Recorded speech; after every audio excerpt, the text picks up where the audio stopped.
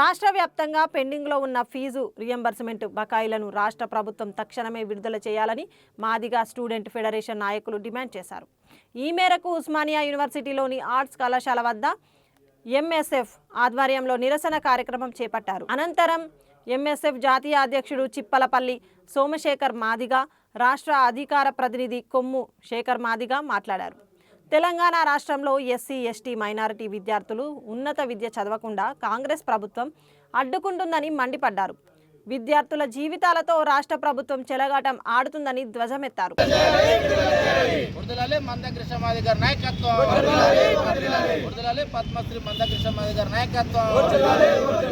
విడుదల చేయాలి. తెలంగాణ రాష్ట్రంలో ఫీజు రియంబర్స్మెంట్ చేయాలి. రేవంత్ రెడ్డి సర్కార్ ఫీజు రియంబర్స్మెంట్ వెంటనే విడుదల చేయాలి. తెలంగాణ రాష్ట్రంలో రేవంత్ రెడ్డి ప్రభుత్వం ఫీజు రియంబర్స్మెంట్ వెంటనే న్యాయం చేయాలి.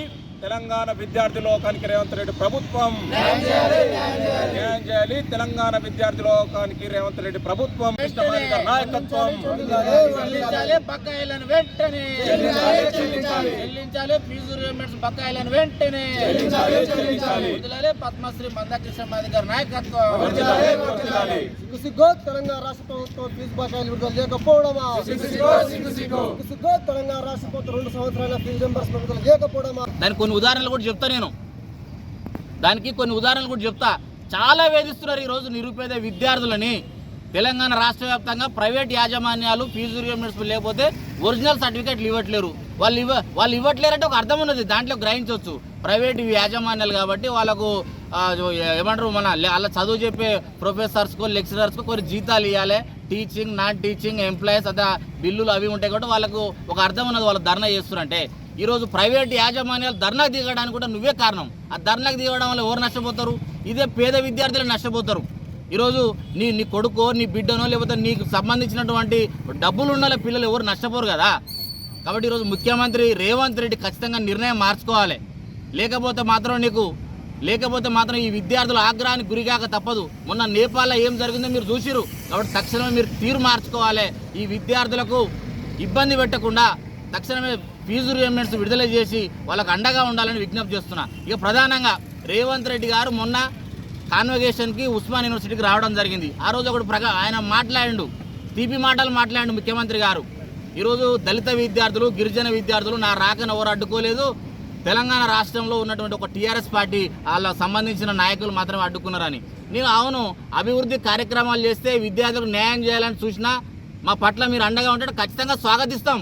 కానీ మీరు డిసెంబర్లో వస్తున్నారు కదా, ఈ ఫీజు రియంబర్స్మెంట్ ఇవ్వకుండా, ఈ ఫీజు రియంబర్స్మెంట్ తెలంగాణ వ్యాప్తంగా ఉన్న విద్యార్థులకు ఇవ్వకుండా గ్రూప్ 1 నోటిఫికేషన్లో 3 సార్లు ఇప్పటికీ మొట్టికాయలు వేసింది హైకోర్టు.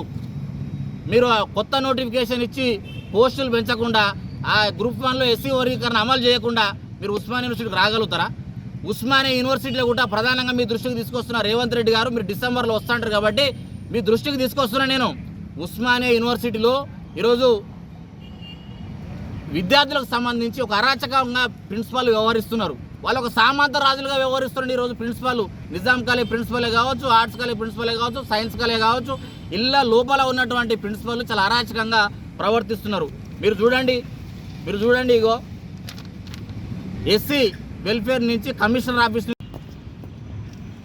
తెలంగాణ రాష్ట్రంలో ఉన్నత విద్యను చదవాలనుకుంటున్నటువంటి ఎస్సీ, ఎస్టీ, బీసీ, మైనారిటీ, అగ్రవర్ణ పేదల్లో ఉన్నటువంటి విద్యార్థులకు ఉన్నత విద్యను చదవకుండా అడ్డుకుంటున్నటువంటి వాళ్లకు ఫీజు రియంబర్స్మెంట్ ఇవ్వకుండా వాళ్ళ జీవితాలతో చెలగాటం ఆడుతున్నటువంటి ముఖ్యమంత్రి రేవంత్ రెడ్డి నిర్ణయాన్ని ఈరోజు మందకృష్ణ మాదిగ గారి పిలుపు మేరకు మాదిగ స్టూడెంట్ ఫెడరేషన్ ఆధ్వర్యంలో ఆర్ట్స్ కాలేజ్ ప్రాంగణంలో ఈరోజు ప్రెస్ మీట్ నిర్వహించడం జరుగుతుంది. ప్రధాన కారణం ఈరోజు తెలంగాణ రాష్ట్ర వ్యాప్తంగా ఇంటర్మీడియట్ నుంచి మొదలు పెట్టుకుంటే డిగ్రీ, పీజీ, ఇంజనీరింగ్ ఇంకా ప్రొఫెషనల్ కోర్స్ ఏవైతే ఉన్నాయో ఆ విద్యార్థులకు గత రేవంత్ రెడ్డి ప్రభుత్వం అధికారంలోకి వచ్చిన కాంచి గత 2 సంవత్సరాలుగా ఇప్పటి వరకు ఫీజు రియంబర్స్ ఇవ్వట్లేదు. దాన్ని తీవ్రంగా ఖండిస్తున్నాం.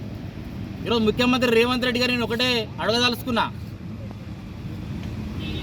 పైసలు లేవు నన్ను కోసి తినండి కానీ నా దగ్గర పైసలు లేవు అంటున్నావు కదా, మరి ప్రాజెక్టుల పేరు మీద వేల కోట్లు ఎట్లా ఖర్చు పెడుతున్నావు?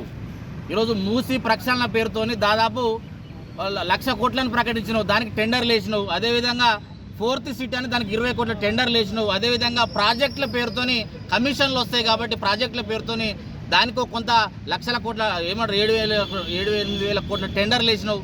అదేవిధంగా చెప్పుకుంటూ పోతే చాలా ఎక్కడనైతే డబ్బులు వస్తాయో, ఎక్కడనైతే కమిషన్లు వస్తాయో వాళ్ళకు మాత్రం నువ్వు లక్షల కోట్లు 1000 కోట్లు ఫండ్ ఇస్తున్నావు. కానీ విద్యార్థులు గత కేసీఆర్ ప్రభుత్వంలో 4 సంవత్సరాలు ఫీజు రీయింబర్స్మెంట్ రాలేదు.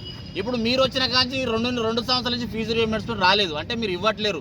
మీకు పేద, నిరుపేద, మధ్యతరగతి విద్యార్థులు ఉన్నత విద్యను అభ్యసించి వాళ్ళు ఎదగడం మీకు ఇష్టం లేదు కాబట్టి ఈ యొక్క యూనివర్సిటీ విద్యార్థుల పట్ల, తెలంగాణలో ఉన్నటువంటి ఈ పేద విద్యార్థుల పట్ల మీకు చిత్తశుద్ధి లేదు కాబట్టి మీరు ఫీజు రీయింబర్స్మెంట్ ఇవ్వట్లేరు. ఎవరికి ఇస్తున్నారు? ప్రాజెక్టులకు ఇస్తున్నారు. ఈ ఇతరత్ర ఎవరెవరికైతే కమిషన్లు వస్తాయో, ఎవరెవరికైతే లబ్ధి సంక్షేమ మంత్రి అడ్లూరి లక్ష్మణ్ గారి ఆదేశాలు కూడా ఇక్కడ పాటించట్లేరు. ఉస్మానియా యూనివర్సిటీలో కేంద్ర ప్రభుత్వం ఈ స్కాలర్షిప్ హోల్డర్స్ ఎవరైతే ఉన్నారో ఆ విద్యార్థులకు మేము 60% విద్యార్థి అకౌంట్లు వేస్తాం, 40% రాష్ట్ర ప్రభుత్వం అకౌంట్లు వేస్తుందని ఇక్కడ ఉన్న ఎస్సీ కమిషనర్ గారు ఉస్మానియా యూనివర్సిటీ రిజిస్ట్రార్ గారికి ఎన్నో తారీఖు అది 2వ తారీఖు ఆగస్టు 2వ తారీఖు ఉస్మానియా యూనివర్సిటీకి లేఖ పంపడం జరిగింది. ఆదేశాలు ఆర్డర్స్ జారీ చేయడం జరిగింది. కానీ ఉస్మానియా యూనివర్సిటీ రిజిస్ట్రార్ గారు ఆ కమిషనర్ ఆదేశాలను అనుసరించి ఈ నెల ఆగస్టు 22వ తారీఖు ఉస్మానియా యూనివర్సిటీ పరిధిలో ఉన్నటువంటి కాన్స్టెంట్ కాలేజీలు, Nizam college, Secunderabad PG college, Cyberabad PG college, లోపల ఉన్న కాలేజీలు, మిగతా అఫిలియేటెడ్ కాలేజీలు కూడా ఆదేశాలు జారీ చేశారు. ఏమని జారీ చేశారు? ఉస్మానియా యూనివర్సిటీ పరిధిలో చదువుతున్నటువంటి ఎస్సీ విద్యార్థులు కావచ్చు, అదేవిధంగా స్కాలర్షిప్ హోల్డర్స్ ఎవరైనా కావచ్చు, వాళ్లకు ఎట్టి పరిస్థితుల్లో కూడా రెన్యువల్ పేరుతోని, ట్యూషన్ ఫీజు రాలేదన్న పేరుతోని వాళ్ళని హింసించొద్దు, ఇచ్చేది ప్రభుత్వం అని ఉస్మానియా యూనివర్సిటీ రిజిస్ట్రార్ గారు ఆదేశాలు జారీ చేయడం జరిగింది ప్రిన్సిపల్స్కి అందరికీ.